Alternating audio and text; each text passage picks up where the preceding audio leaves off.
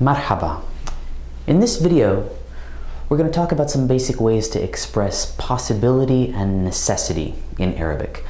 In Egyptian and Levantine and many other dialects, two of the most powerful sentence-building words you can have in your vocabulary are mumkin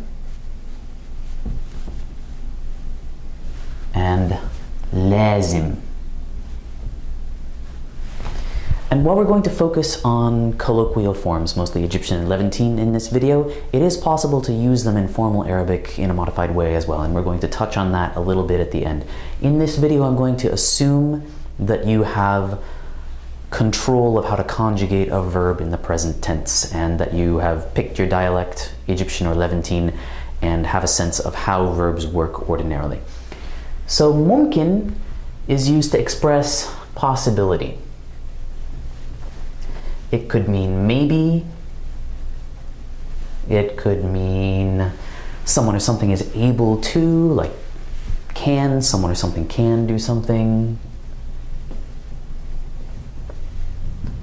Or it can be used as kind of a question in the sense of may I, can I, as a way of asking permission.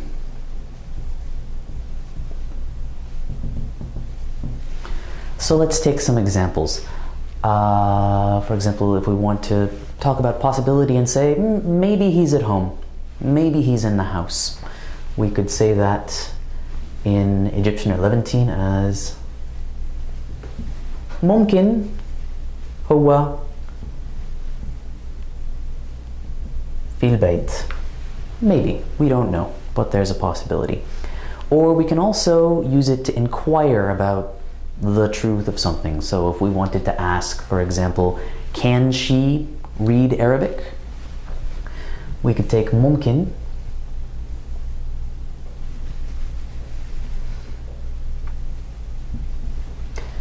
and then use that verb ممكن تقرأ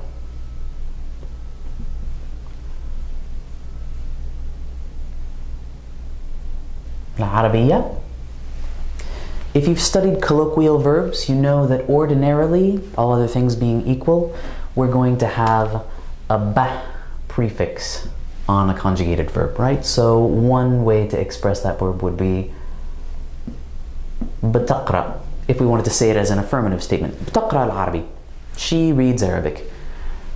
But after ممكن and also after لازم, we tend to lose that ba prefix and be left with just the conjugated verb. So, ممكن تقرأ العربية?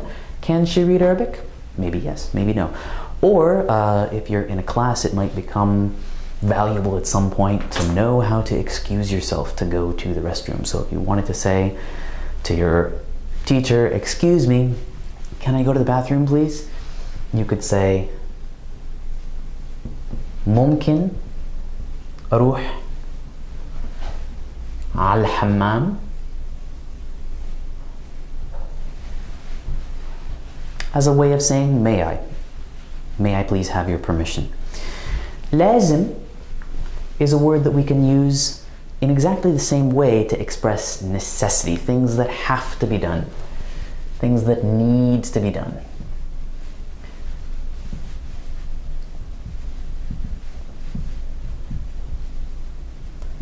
It can also be used as a way of giving advice, right? As a way of saying, this should happen. You should do such and so.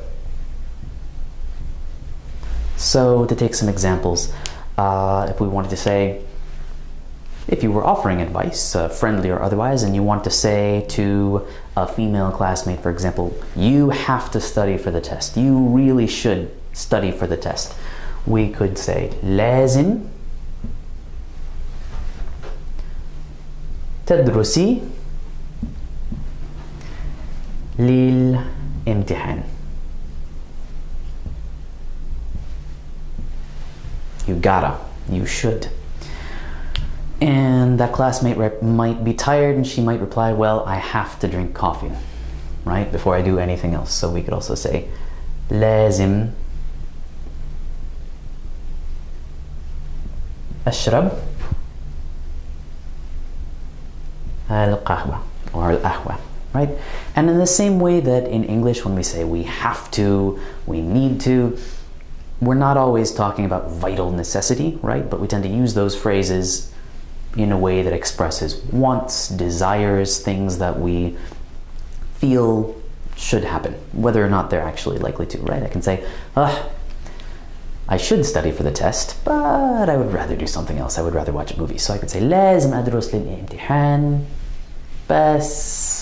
but I would rather do something else. It's possible.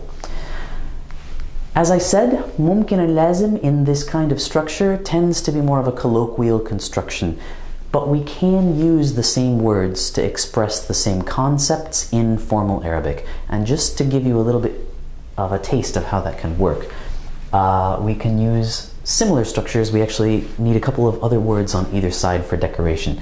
If we want to express the same kinds of ideas, we can begin a sentence like this with من الممكن أن, or من اللازم أن.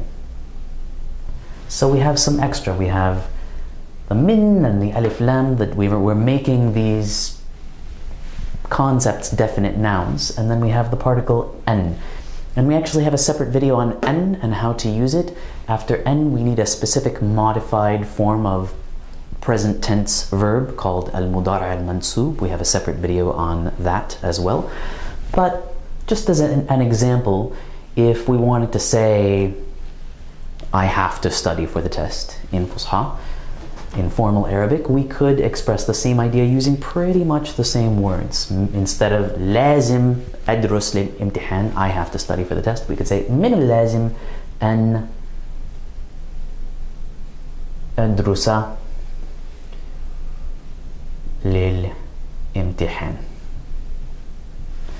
Formal Arabic has many other ways to express these ideas. We have a lot of words that we could use, but it is possible to use the same words to convey the same ideas.